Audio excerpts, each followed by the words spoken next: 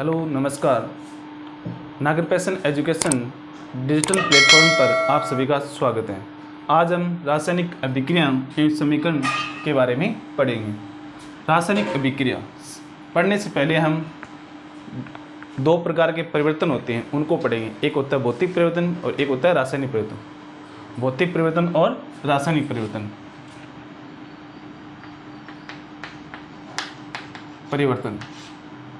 परिवर्तन कितने प्रकार के होते हैं? परिवर्तन दो प्रकार के होते हैं।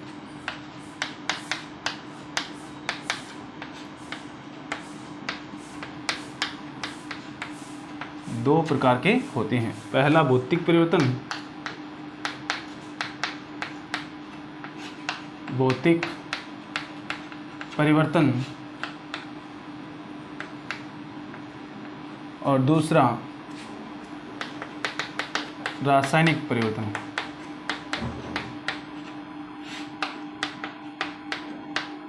रासायनिक परिवर्तन। भौतिक परिवर्तन किसे कहते हैं? भौतिक परिवर्तन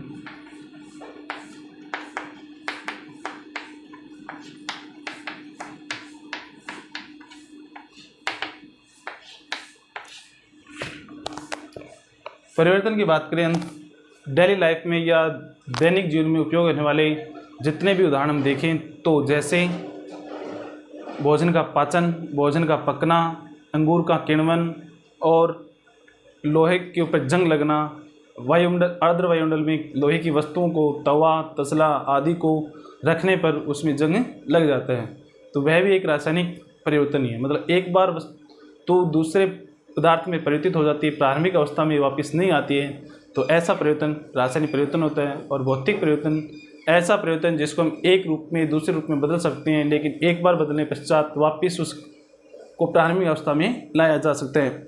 जैसे भौतिक परिवर्तन ऐसा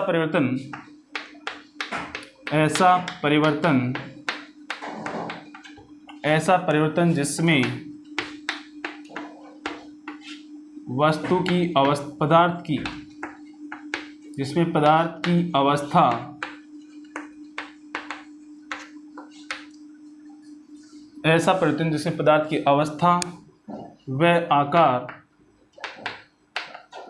आकार में परिवर्तन होता है, लेकिन उसके रासायनिक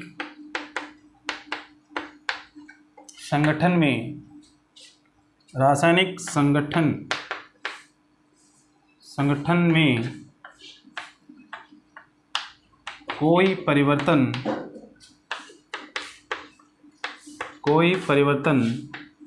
नहीं होता है। ऐसे परिवर्तन को नहीं होता है, उसे भौतिक परिवर्तन कहते हैं। भौतिक परिवर्तन कहते हैं। जैसे द्रव अवस्था में जल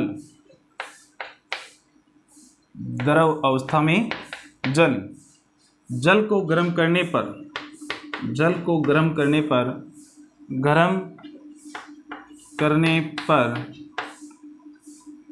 जल वाष्प का निर्माण होता है। जल वाष्प मतलब द्रव अवस्था से गैस अवस्था में परिवर्तित हो जाते हैं। जल द्रव अवस्था में उसको गर्म करने पर जल वाष्प गैस अवस्था में आ जाते हैं, लेकिन वापस जब जल वाष्प को ठंडा किया जाता है तो वापस द्रव अवस्था में भी परिवर्तित हो जाते हैं। जल वाष्प को ठंडा करने पर जल वापस कौन सी अवस्था में आ जाएगा? द्रव अवस्था में आ जाते हैं। तो मतलब ऐसा परिवर्तन जिसमें एक रूप से दूसरे रूप में परिवर्तित हो जाते हैं, तो उसका जो बाह्य बल है हटाने के पर वापस वह अपनी प्रारंभिक अवस्था में आ जाता है, तो ऐसे परिवर्तन हम भौतिक परिवर्तन कहते हैं। जैसे जल द्रव अवस्था में उसको गर्म करेंगे तो गर्म करने में जल वाष्प बनेगी, और जल वाष्प क्या होती है? गैसीय अवस्था। लेकिन गैसीय अवस्था को वापस हम ठंडा करेंगे या संघनन करेंगे तो वह किस में आ जाएगा, जल द्रव अवस्था में प्राप्त हो जाएगा। तो इसी प्रकार से दूसरा उदाहरण, जैसे बर्फ ठोस अवस्था में है, इसको हम ठोस अवस्था में है तो इसको हम गर्म करेंगे, गर्म करने पर यह द्रव अवस्था में जल इसमें आ जाएगा, द्रव अवस्था में प्राप्ति हो जाते हैं। और जल को द्रव अवस्था से वापिस अगर आप ठंड दोगे, क्या दोगे, ठंडा करोगे, तो ठंडा करने पर वापिस किस में चला जाएगा, जल बर्फ में परिवर्तित हो जाएगा। तो इस प्रकार से हम बर्फ को गर्म करने से जल द्रव अवस्था में, जल को ठंडा करने पर बर्फ ठोस अवस्था में प्राप्त हो जाता है। तो ऐसा परिवर्तन जिसमें कोई पदार्थ अपने प्रारंभिक अवस्था में वापस परिवर्तित हो जाता है उसे हम कहते हैं भौतिक परिवर्तन। जैसे इसके एग्जाम्पल,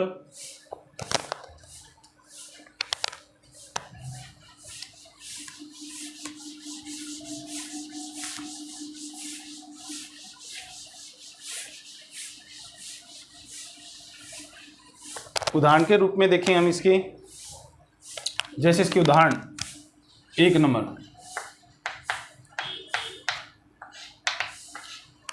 मोम का पिघलना, मोम व घी का पिघलना, ये भौतिक परिवर्तन होते हैं। लकड़ी व कागज का, लकड़ी का काटना, लकड़ी को काटना। नेक्स्ट, कागज का फटना,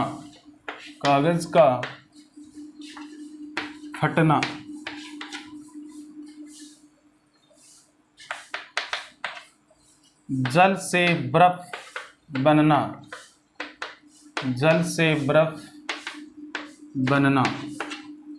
नेक्स्ट,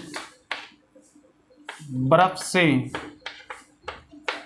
जल बनना, नेक्स्ट,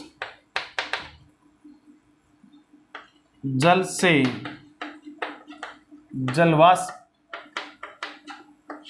बनना आदि उदाहरण भौतिक परिवर्तन के हैं। ये हमारा भौतिक परिवर्तन आपको समझ में आया। भौतिक परिवर्तन क्या होता है कि मतलब ऐसा परिवर्तन जब एक पदार्थ दूसरे पदार्थ में परिवर्तित हो जाता है तो वापिस प्रारंभिक अवस्था में प्राप्ति हो जाता है। यह उत्क्रमणीय होता है, मतलब एक तरफ से दूसरी तरफ ही चल सकता है। जैसे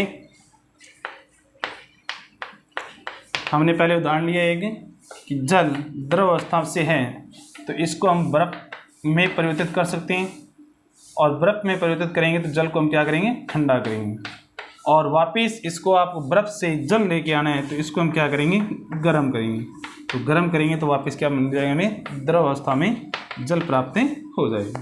तो इस प्रकार से एक रूप से दूसरे रूप में मतलब जल को बर्फ में परिवर्तित कर सकते हैं और बर्फ को वापस जल में परिवर्तन किया जा सकता है। तो ऐसे परिवर्तन हम क्या कहते हैं, भौतिक परिवर्तन कहते हैं। अब हम नेक्स्ट पढ़ेंगे रासायनिक परिवर्तन।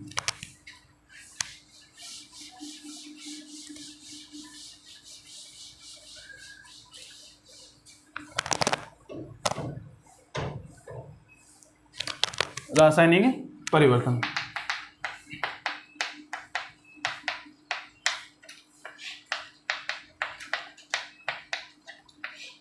रासायनिक परिवर्तन केमिकल चेंज, ऐसा परिवर्तन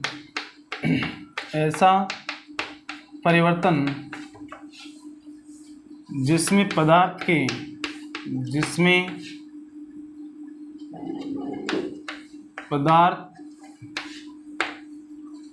की भौतिक अवस्था के साथ साथ ऐसा परिवर्तन जिसमें पदार्थ की भौतिक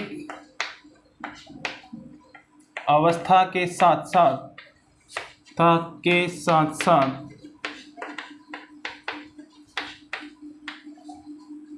उसके रासायनिक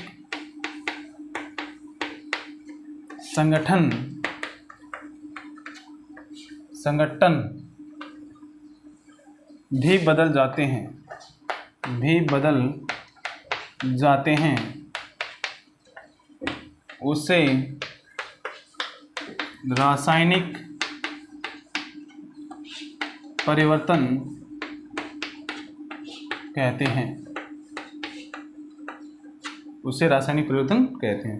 रासायनिक परिवर्तन ऐसा परिवर्तन जिसमें पदार्थ की भौतिक अवस्था के साथ साथ उसके रासायनिक संगठन भी बदल जाते हैं, उससे रासायनिक परिवर्तन कहते हैं। जैसे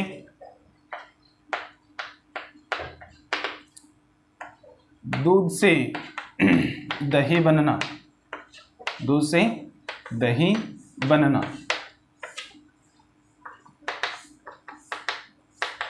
मोम का जलना,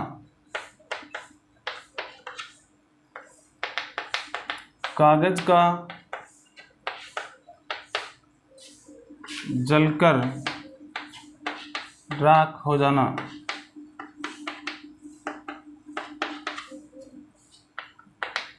भोजन का पाचन,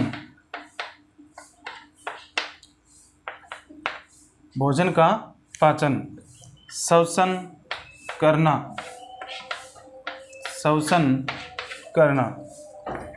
नेक्स्ट, भोजन का पाचन श्वसन करना।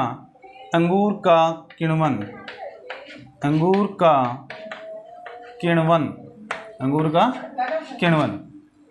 तो ये सभी उदाहरण आपके रासायनिक परिवर्तन के हैं। और ऐसा परिवर्तन जिसमें पदार्थ की भौतिक अवस्था के साथ साथ उसके रासायनिक संगठन भी बदल जाते हैं, उसे रासायनिक परिवर्तन कहते हैं।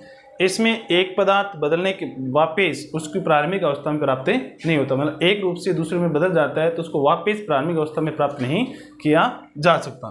तो दूध से दही बनना, दही अगर बन गई है तो उसको हम वापस दूध में परिवर्तित नहीं कर सकते। इसी प्रकार से मोम अगर जल गया है तो मोम को वापस हम प्राप्त नहीं कर सकते।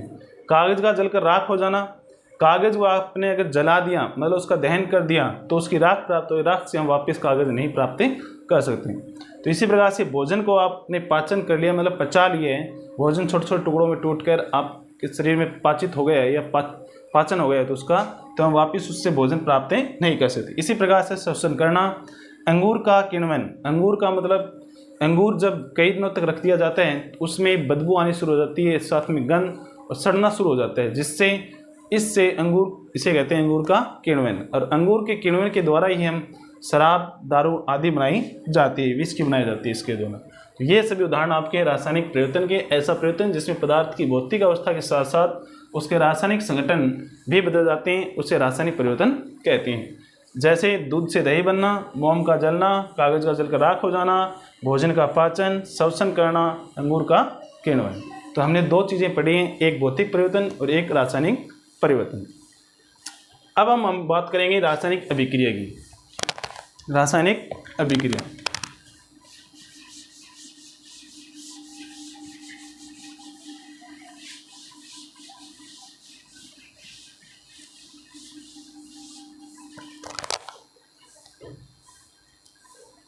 रासायनिक अभिक्रिया, रासायनिक अभिक्रिया, रासायनिक अभिक्रिया।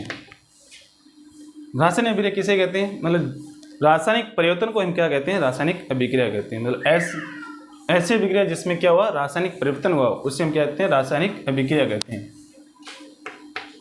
ऐसी अभिक्रिया जिसमें रासायनिक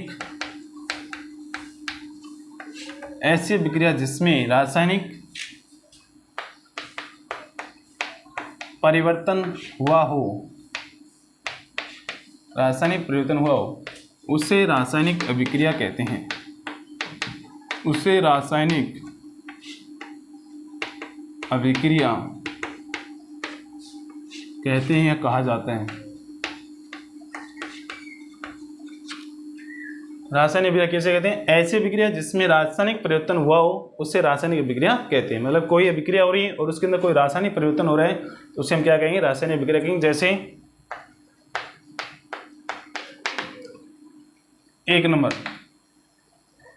अगर हमने किसी वस्तु को जलाया है, जैसे मैग्नीशियम को वायु की उपस्थिति में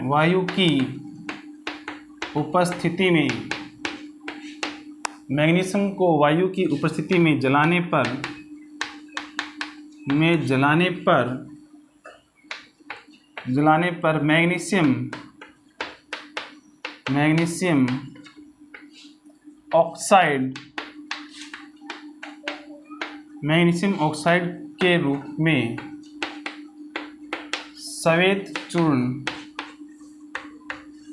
मैग्नीशियम ऑक्साइड के रूप में श्वेत चूर्ण प्राप्त होता है।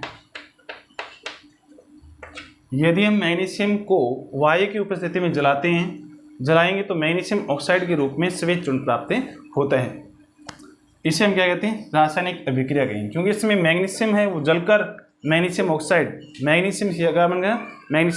बन गया है, जिससे उसमें क्या हुआ? रासायनिक परिवर्तन हुआ है, और रासायनिक परिवर्तन और इस कारण से हम कहते हैं रासायनिक अभिक्रिया। जैसे मैग्नीशियम को हम Mg से डिनोट करते हैं। मैग्नीशियम सॉलिड होता है, ये इसकी अवस्था है, प्लस ऑक्सीजन की उपस्थिति में कोई भी अगर वस्तु जलती है तो वो किसकी उपस्थिति में जलती है? ऑक्सीजन की उपस्थिति में जलती है। ऑक्सीजन यहाँ पर गैस है, और जब ये मैग्नीशियम ऑक्सीजन की उपस्थिति में जलता है तो मैग्नीशियम ऑक्साइड का निर्माण करता है। मैग्नीशियम ऑक्साइड जो सॉलिड अवस्था में एक चूर्ण प्राप्त होता है श्वेत रंग का, श्वेत चूर्ण के रूप में, और क्या नाम है इसका? Magnesium oxide. मैग्नीशियम ऑक्साइड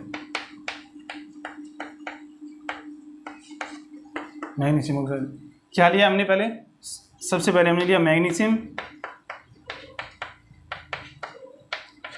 और मैग्नीशियम को आपने वायु की उपस्थिति में, मतलब ऑक्सीजन की उपस्थिति में जलाया या इसका दहन किया तो हमें प्राप्त हुआ मैग्नीशियम ऑक्साइड। तो मैग्नीशियम यहाँ सॉलिड अवस्था में, ऑक्सीजन यहाँ गैस अवस्था में, और MgO मैग्नीशियम ऑक्साइड ये भी आपको श्वेत चूर्ण के रूप में सॉलिड अवस्था में प्राप्त होते हैं। तो मतलब रासायनिक अभिक्रिया किसे कहेंगे? ऐसी अभिक्रिया जिसमें रासायनिक परिवर्तन हुआ हो उसे रासायनिक अभिक्रिया कहते हैं। जैसे हमने पहला उदाहरण लिया है, मैग्नीशियम को वायु की उपस्थिति में जलाने पर मैग्नीशियम ऑक्साइड के रूप में श्वेत चूर्ण प्राप्त होता है। तो मैग्नीशियम को आपने ऑक्सीजन की उपस्थिति में जलाया तो मैग्नीशियम ऑक्साइड प्राप्त हुआ। दूसरा उदाहरण इसी का। चलो नेक्स्ट।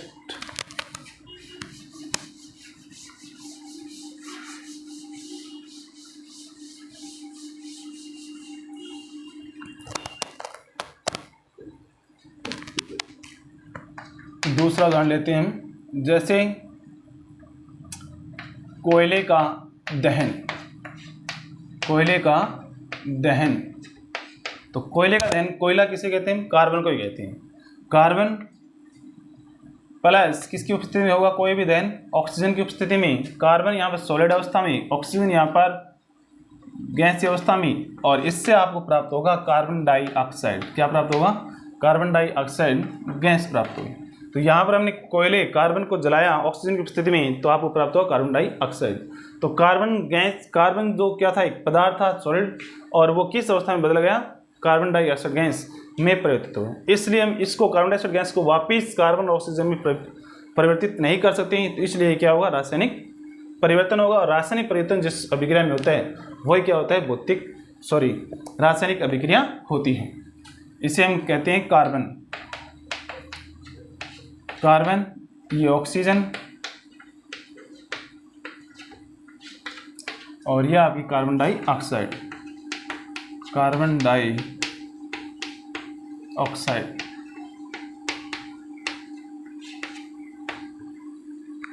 डाइऑक्साइड ये थी रासायनिक अभिक्रिया।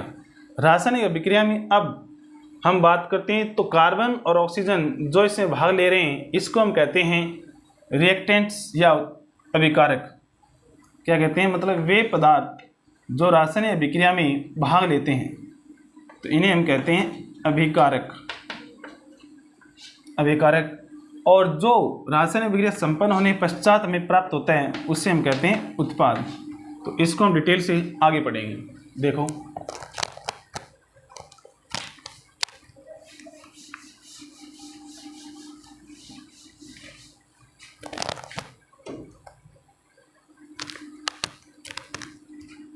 पहला अभिकारक। अभिकारक, अभिकारक भी कहते हैं, अभिकर्मक, क्रियाकारक,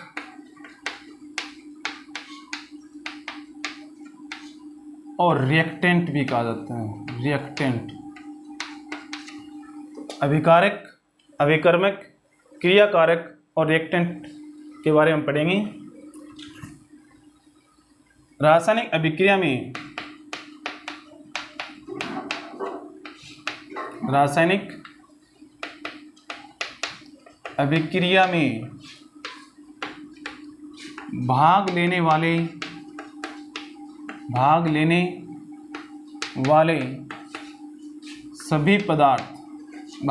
सभी पदार्थ मतलब रासायनिक अभिक्रिया में भाग लेने वाले सभी पदार्थ अभिकारक कहलाते हैं।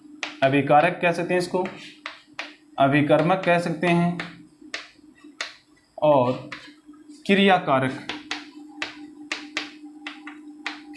भी कहते हैं इसको।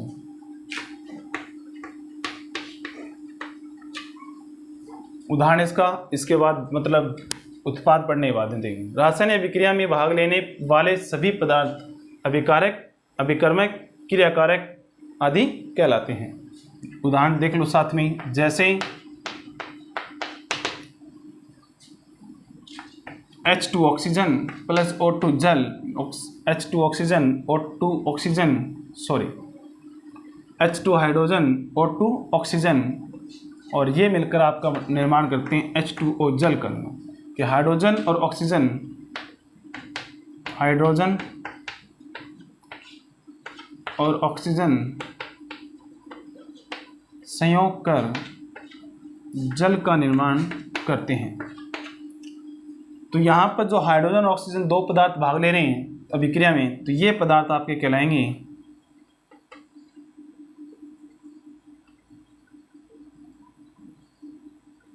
अभिकारक।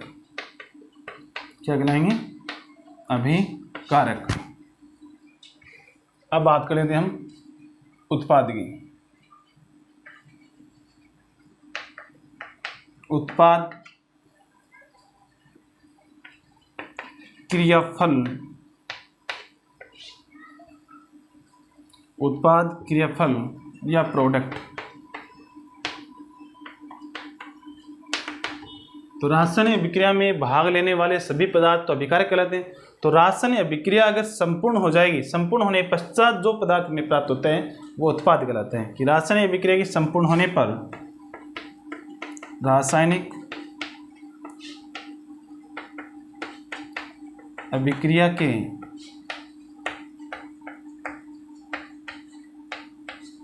रासायनिक अभिक्रिया के संपूर्ण होने पर प्राप्त होने वाले पदार्थ रासायनिक अभिक्रिया के संपूर्ण होने पर प्राप्त होने वाले पदार्थ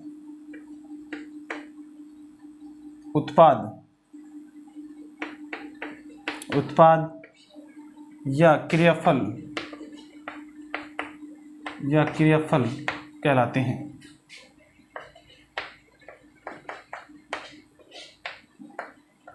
उत्पाद या क्रियाफल कहलाते हैं। कि उत्पाद या क्रियाफल या प्रोडक्ट किसे कहेंगे? रासायनिक अभिक्रिया के संपूर्ण होने पर प्राप्त होने वाले पदार्थ उत्पाद या क्रियाफल कहलाते हैं। जैसे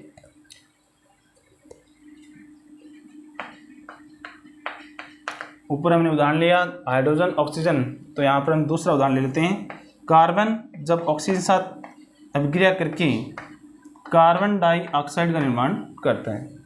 तो यहाँ पर कार्बन और ऑक्सीजन दोनों अभिक्रिया में भाग ले रहे हैं, तो यह आपकी हो गई अभिकारक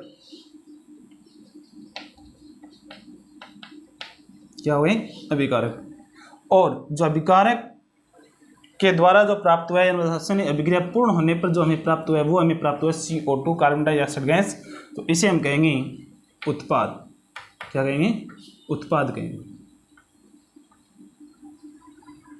ये मेरे ख्याल से आपको समझ में आ गई ये बात कि अभिकारक और उत्पाद किसे कहते हैं। अभिकारक अभिकर्मक क्रियाकारक एक ही चीज़ है, जिसे हम रिएक्टेंट भी कहते हैं। अभिकारक कौन से होते हैं कि रासायनिक विक्रिया में भाग लेने वाले सभी पदार्थ क्या कहलाते हैं? अभिकारक कहलाते हैं, अभिकर्मक कहलाते हैं, क्रियाकारक कहलाते हैं आदि। H2 हाइड्रोजन है, यहाँ पर ऑक्सीजन के हाइड्रोजन है, ऑक्सीजन के साथ अभिक्रिया करके H2O जल का निर्माण करता है। तो यहाँ पर H2 हाइड्रोजन और ऑक्सीजन दो पदार्थ भाग ले रहे हैं अभिक्रिया में, तो ये कहलाते हैं अभिकारक। और नेक्स्ट उत्पाद, क्रियाफल और प्रोडक्ट कि रासायनिक विक्रिया के संपूर्ण होने पर प्राप्त होने वाले पदार्थ उत्पाद या क्रियाफल कहलाते हैं। जैसे हमने उदाहरण लिए यहाँ पर कार्बन ऑक्सीजन साथ अभिक्रिया करके कार्बन डाइऑक्साइड गैस का निर्माण करता है। तो कार्बन और ऑक्सीजन यहाँ पर तो दोनों क्या हो गए? अभिकारक हो गए, क्योंकि अभिक्रिया में भाग लेने वाले पदार्थ हैं। और इनके द्वारा हमें प्राप्त क्या हुआ है? कार्बन डाइऑक्साइड गैस प्राप्त हुआ है, जो हमारा क्या है? उत्पाद है। तो आपको ये बात समझ में आ गई होगी। चलो आगे चलते हैं।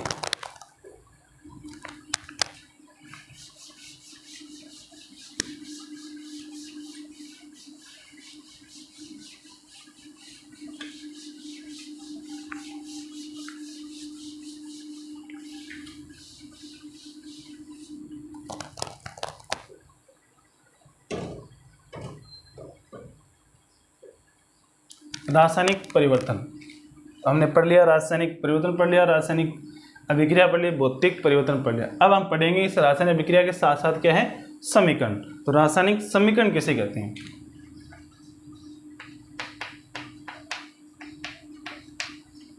रासायनिक समीकरण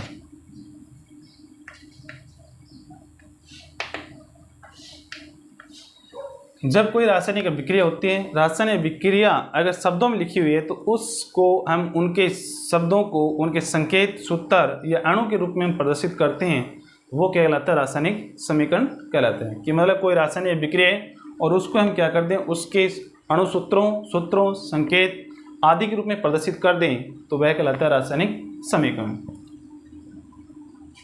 रासायनिक, इसकी परिभाषा देख लो। रासायनिक अभिक्रिया में, रासायनिक अभिक्रिया में भाग लेने वाले, रासायनिक अभिक्रिया में भाग लेने वाले सभी अणु, परमाणु व यौगिकों को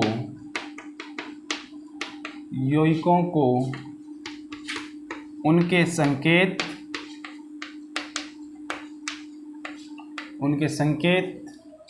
के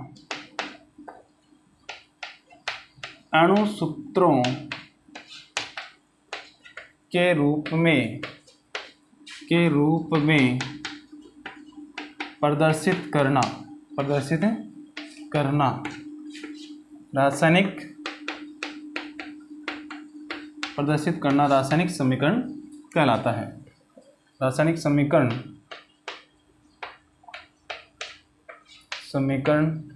कहलाता है। दोबारा देख लें इसकी परिभाषा। रासायनिक समीकरण रासायनिक अभिक्रिया में भाग लेने वाले सभी अणु, परमाणु व यौगिकों को उनके संकेत या अणु सूत्रों के रूप में प्रदर्शित करना रासायनिक समीकरण कहलाता है। जैसे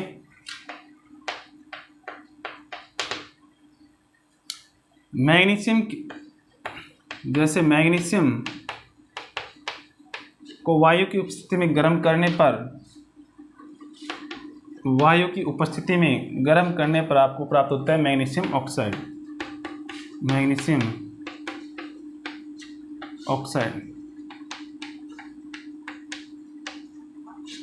यहाँ पर मैग्नीशियम वायु और मैग्नीशियम ऑक्साइड ये अभिक्रिया है, ये आपकी शब्द समीकरण के रूप में लिखी गई है। अब इसको हम मैग्नीशियम को इसके संकेत Mg से, वायु मतलब ऑक्सीजन O2 से, मैग्नीशियम ऑक्साइड मतलब MgO, मैग्नीशियम ऑक्साइड के रूप में अगर हम लिख दें, मतलब इसका संकेत लिखते हैं, तो वो हमारा क्या हो जाएगा, रासायनिक समीकरण हो जाएगी। जैसे मैग्नीशियम Mg, मैग्नीशियम को हम Mg से डिनोट करते हैं, और Mg यहाँ पर सॉलिड अवस्था में। इसी प्रकार से वायु को O2 ऑक्सीजन के रूप में प्रदर्शित करते हैं, और O2 गैस होती हैं, और मैग्नीशियम ऑक्साइड को Mg कोष्टक O, MgO magnesium oxide के रूप में प्रदर्शित करते हैं। यहाँ पर ये सॉलिड अवस्था में होगा। तो यहाँ पर ये मैग्नीशियम को Mg, वायु को O2, मैग्नीशियम ऑक्साइड को MgO में हमने लिखा, तो ये हमारा कहलाएगा रासायनिक समीकरण। ये क्या बन गया, आपका रासायनिक समीकरण बन गया। तो इस प्रकार से हम अभी रासायनिक अभिक्रिया के शब्द रूप में लिखी हुई, तो उसको हम क्या लिख सकते हैं, उसके संकेत या उसके सूत्रों के रूप में लिख दें, तो वो हमारे रासायनिक रासायनिक समीकरण प्राप्त हो जाता है। इससे आपको ये समझ में आ गई बात। दोबारा देख लो, रासायनिक समीकरण, रासायनिक अभिक्रिया में भाग लेने वाले सभी अणु, परमाणु व यौगिक को उनके संकेत या अणु सूत्रों के रूप में प्रदर्शित करना रासायनिक समीकरण कहलाता है। जैसे मैग्नीशियम प्लस वायु magnesium oxide, Mg plus O2 magnesium oxide. Magnesium को Mg, वायु को O2 और मैग्नीशियम ऑक्साइड को MgO के रूप में प्रदर्शित करना, ये क्या कहलाता है, मैग्नीशियम ऑक्साइड से प्राप्त हुआ है, और ये कहलाता है रासायनिक समीकरण। तो मतलब शब्द समीकरण को हम उसके संकेतों के रूप में लिख देते हैं, तो वो रासायनिक समीकरण कहलाती है।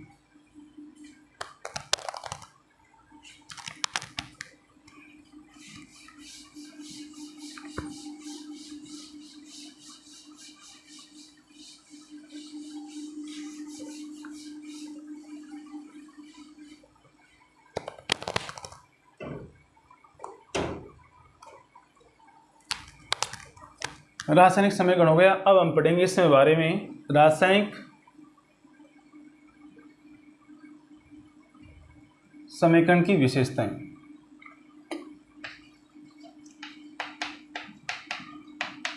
रासायनिक समीकरण की विशेषताएं।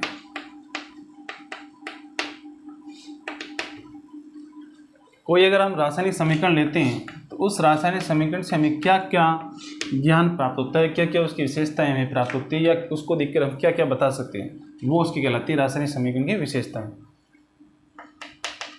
रासायनिक समीकरण को देखकर हम रासायनिक समीकरण से हम उसमें भाग लेने वाले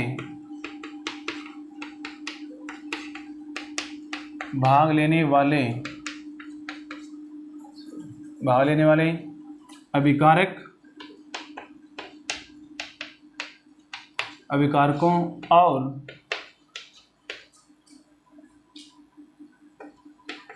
उत्पादों,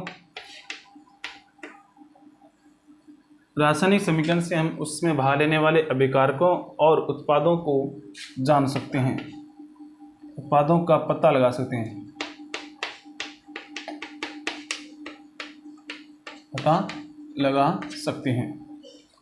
दूसरा, इसके द्वारा हम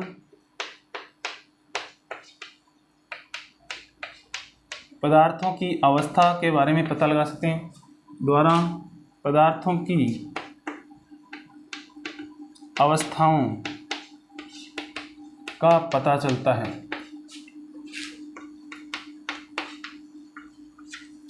नेक्स्ट, इसके द्वारा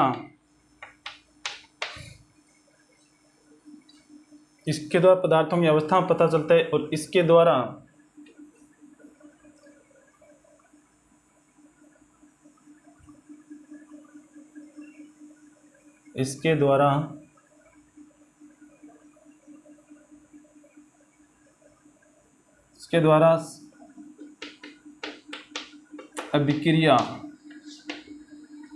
अभिक्रिया में प्रयुक्त होने वाले उत्प्रेरकों की इसके द्वारा अभिक्रिया में प्रयुक्त होने वाले उत्प्रेरकों की जानकारी मिलती है। जानकारी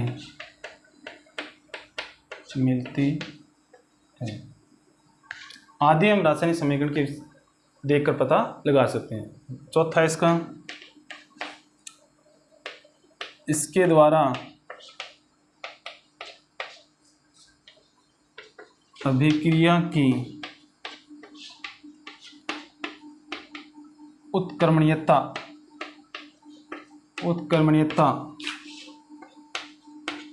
के बारे में, इसके द्वारा अभिक्रिया की उत्क्रमणीयता के बारे में पता चलता है।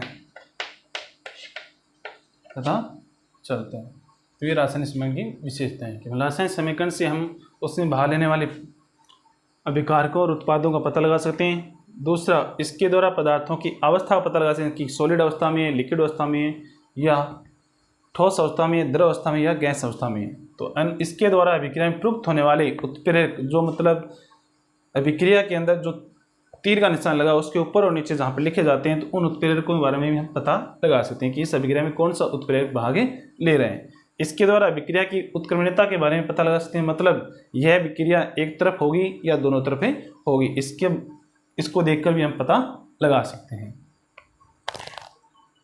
चलो आगे बढ़ते हैं।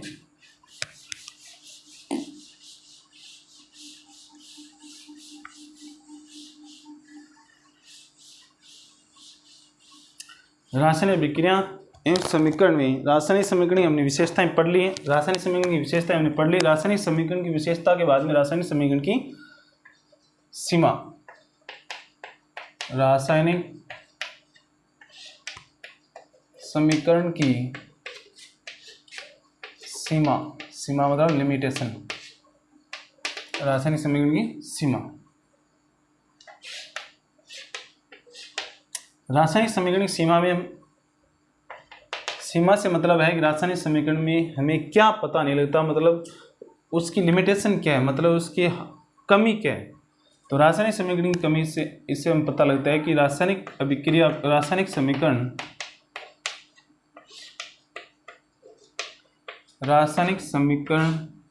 को देखकर हम पदार्थों के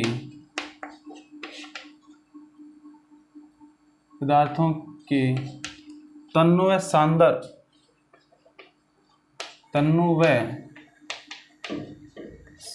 सांद्र का पता नहीं चलता। रासायनिक समीकरण को देखकर हम पदार्थों के तन्नु व सांद्र होने का पता नहीं चलता है, कि रासायनिक समीकरण को देखकर हम पदार्थों के तन्नु व सांद्र होने का पता नहीं चलता है। दूसरा, रासायनिक समीकरण को देखकर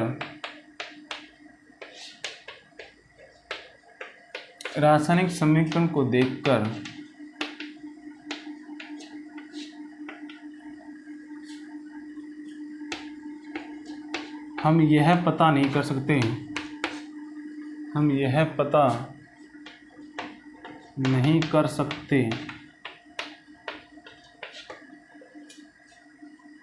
कि यह विक्रिया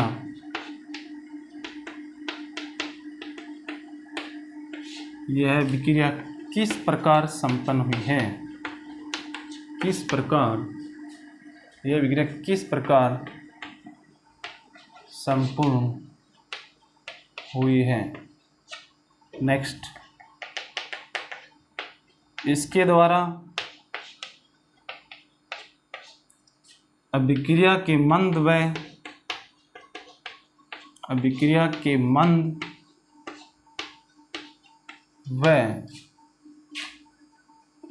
गति का पता नहीं चलता।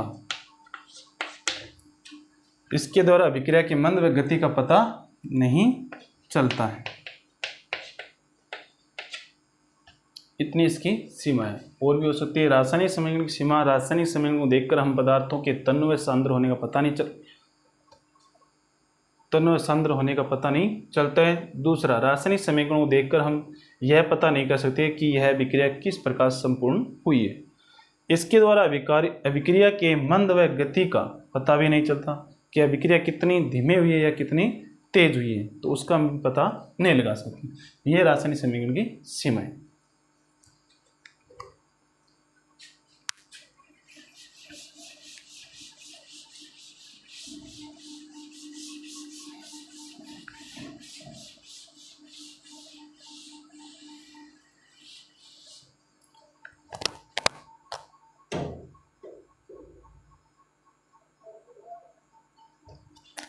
अब रासायनिक समीकरण में भी संतुलित असंतुलित समीकरण दो प्रकार के होते हैं।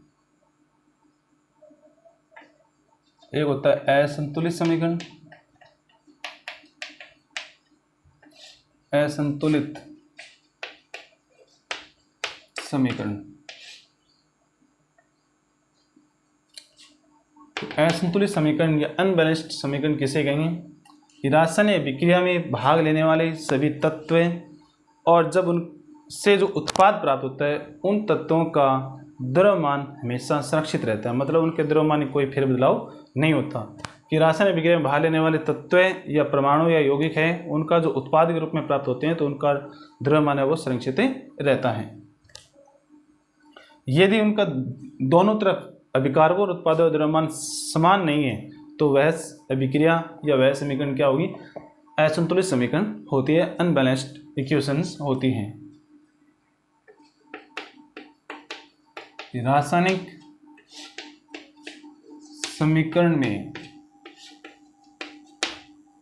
समीकरण में अभिकारकों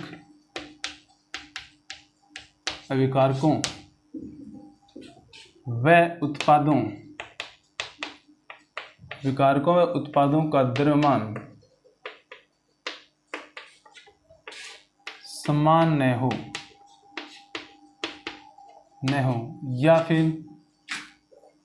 या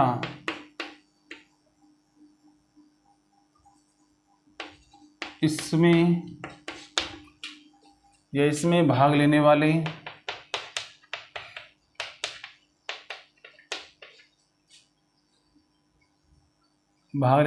अभिकारकों में इसमें भाग लेने वाले परमाणुओं की संख्या अभिकारक व उत्पाद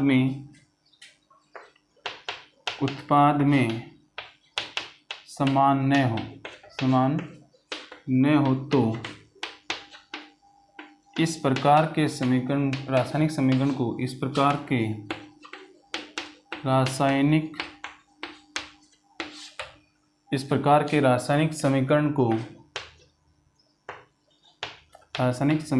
को असंतुलित समीकरण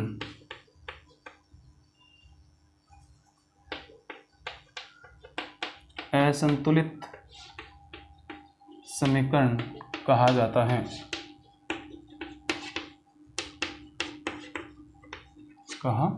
जैसे उदाहरण लेते हैं हम, जो पहले किया है, magnesium plus oxygen tends to magnesium oxide. यहाँ पर मैग्नीशियम परमाणु है वो एक है, ऑक्सीजन के परमाणु अणु के रूप में दो हैं, और मैग्नीशियम ऑक्साइड यहाँ पर जो उत्पाद हमें प्राप्त हुआ है उसमें मैग्नीशियम एक और ऑक्सीजन एक है। तो यहाँ पर उत्पाद और अभिकारक में परमाणुओं की संख्या समान न होने के कारण यह क्या एक असंतुलित समीकरण है। कौन सा समीकरण है? असंतुलित समीकरण है। इसी प्रकार से दूसरा, हाइड्रोजन और ऑक्सीजन जब अभिक्रिया करते हैं तो जल का निर्माण करते हैं। तो यहाँ पर देखो, हाइड्रोजन के दो परमाणु, ऑक्सीजन के दो परमाणु, और इसी प्रकार से हाइड्रोजन के दो परमाणु लेकिन ऑक्सीजन का एक परमाणु। तो यहाँ पर ऑक्सीजन एक की कमी है, तो यहाँ पर परमाणु समान न होने के कारण यह कौन सी समीकरण होगी? असंतुलित समीकरण होगी। तो इसको आगे हम लिख सकते हैं असंतुलित समीकरण, और ये भी असंतुलित समीकरण। अब रासायनिक विक्रिया में असंतुलित समीकरण को हम क्या करते हैं, संतुलित करते हैं, और वो कहलाती है, मतलब जब अभिकारक के अंदर भाग लेने वाले पदार्थ और उत्पादों के परमाणु की संख्या अगर समान हो जाए या समान कर दी जाए तो वो कौन सा बन जाएगा, संतुलित समीकरण हो जाता है। उसको हम पढ़ेंगे आगे। यह आपको समझ आ गई। असंतुलित समीकरण, रासायनिक समीकरण में अभिकारकों व उत्पादों का द्रव्यमान समान न हो या इसमें भाग लेने वाले परमाणु की संख्या अभिकारक व उत्पाद में समान न हो तो इस प्रकार के रासायनिक समीकरण को असंतुलित समीकरण कहा जाता है। जैसे मैग्नीशियम यहाँ पर एक परमाणु, ऑक्सीजन के यहाँ पर दो परमाणु, और मैग्नीशियम ऑक्साइड यहाँ पर एक परमाणु है, तो यहाँ पर ये संतुलित नहीं। इसी प्रकार से हाइड्रोजन है, इसके दो परमाणु, ऑक्सीजन के दो परमाणु, लेकिन यहाँ पर जल का जो निर्माण हो रहा है, यहाँ हाइड्रोजन के दो परमाणु, ऑक्सीजन का एक परमाणु है, तो ये दोनों समान, इनका परमाणु है वो समान नहीं, इस कारण से ये असंतुलित समीकरण है। अब हम पढ़ेंगे संतुलित समीकरण।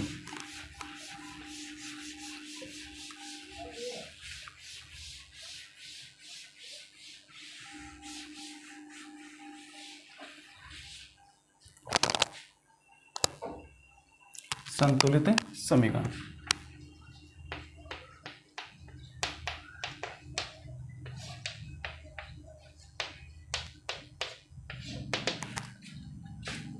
रासायनिक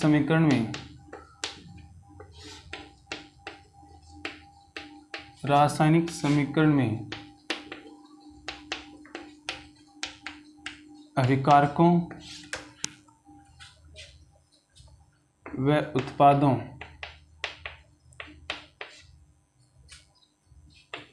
का द्रव्यमान या परमाणु संख्या, द्रव्यमान या परमाणु संख्या समान हो।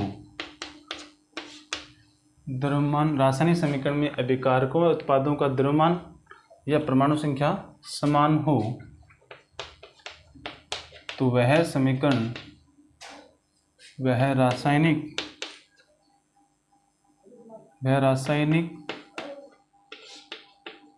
समीकरण संतुलित समीकरण कहलाता है।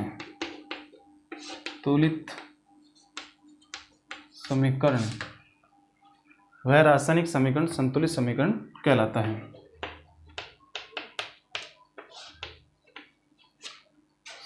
जैसे हमने पीछे उदाहरण लिया था मैग्नीशियम का, मैग्नीशियम को ऑक्सीजन की उपस्थिति में जलाया था तो आपको प्राप्त हुआ मैग्नीशियम ऑक्साइड। अब यहाँ पर देखो, मैग्नीशियम यहाँ पर एक, यहाँ पर भी एक, ऑक्सीजन यहाँ पर दो और ऑक्सीजन का एक, तो इसको हम हिट एंड ट्रायल मेथड के द्वारा, मतलब अनुमान विधि के द्वारा इसको संतुलित करते हैं। जैसे देखो Mg कितने यहाँ पर, इधर भी एक इधर भी एक, प्लस O2, पहले इसको लिख लेते हैं MgO।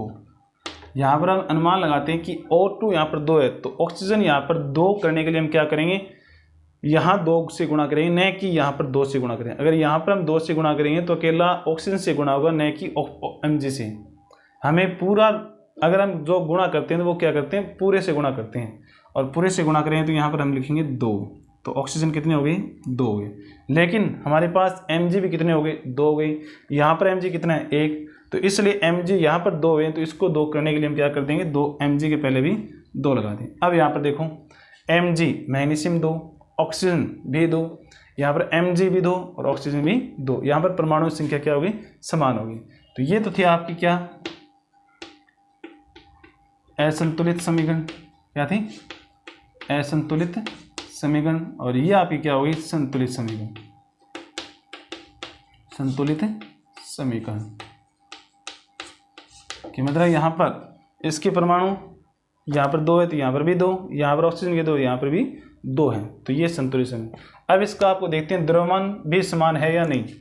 तो मैग्नीशियम आता है कितने स्थान पर, 12 नंबर पे, मतलब परमाणु संख्या इसकी कितनी होती है, मैग्नीशियम की 12 होती है। तो मैग्नीशियम 12 है तो इसका द्रव्यमान कितना हो गया, 12 दूनी 24, और कितने परमाणु हैं, 2, प्लस ऑक्सीजन आता है 8 नंबर पे, मतलब परमाणु संख्या इसकी ऑक्सीजन की होती है 8, और ऑक्सीजन का द्रव्यमान संख्या होती है कितनी, 16, और कितने इसके अंदर हैं, 2,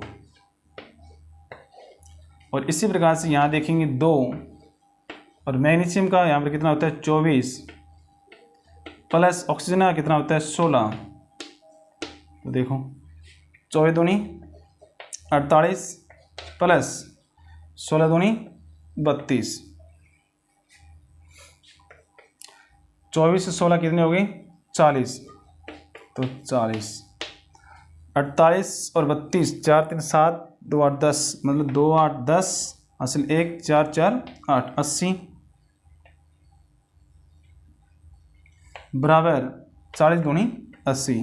यहाँ पर देखो मैग्नीशियम का जो द्रव्यमान, मैग्नीशियम ऑक्सीजन का दोनों का द्रव्यमान है वो 80 आया, मैग्नीशियम ऑक्साइड का द्रव्यमान वो भी 80 है। तो मतलब दोनों तरफ अभिकारकों और उत्पादों का द्रव्यमान क्या होता है समान होता है, तो वह समीकरण क्या होती है संतुलित समीकरण होती है। जैसे दोबारा देख लो, रासायनिक समीकरण में अभिकारकों व उत्पादों का द्रव्यमान परमाणु संख्या समान हो तो वह रासायनिक समीकरण संतुलित समीकरण कहलाती है।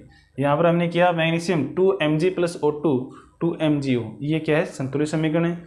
और इसमें आपने Mg का मतलब मैग्नीशियम ऑक्साइड का द्रव्यमान लिया 24, 2 हैं तो 2 से गुणा कर दिया, ऑक्सीजन यहाँ पर 1 2 है तो 16 इसका ऑक्सीजन का द्रव्यमान संख्या होती है और उसको 2 से गुणा कर दिया।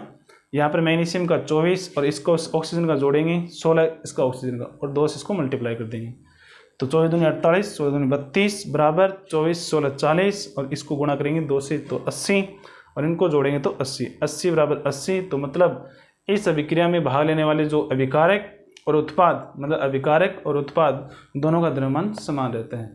तो इस कारण से इसको क्या कहते हैं द्रव्यमान संरक्षण का नियम भी कहते हैं। मतलब कि किसी भी रासायनिक अभिक्रिया में द्रव्यमान न तो मतलब उत्पन्न किया जा सकता है और न ही समाप्त किया जा सकता है। मतलब जितना हम कोई पदार्थ लेते हैं किसी रासायनिक अभिक्रिया में वह उत्पाद के रूप में उतना ही हमें प्राप्ति होता है, तो उसे हम कहते हैं द्रव्यमान संरक्षण का नियम। आपको समझ में आ गई उसी बात।